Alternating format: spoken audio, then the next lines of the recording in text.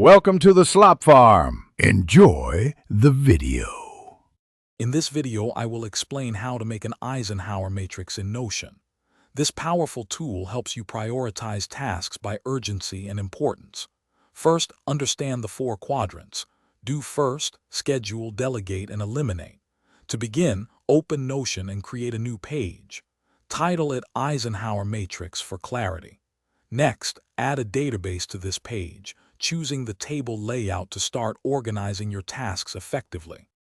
Now let's set up the essential properties for your database.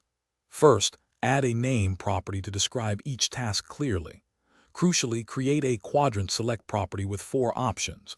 Do first, schedule, delegate, and eliminate. This will be key for categorization. Also include a due date property for any time-sensitive items. Finally, add a status property to track your task's progress like not started, in progress, or done. With your properties in place, it's time to create your quadrant views. Duplicate your main database view 4 separate times. Rename each of these new views to correspond with one of the 4 Eisenhower quadrants. Do first, schedule, delegate, and eliminate. For each view, apply a filter to display only the tasks assigned to its specific quadrant. Finally, change the layout of each view to board for an intuitive drag-and-drop interface.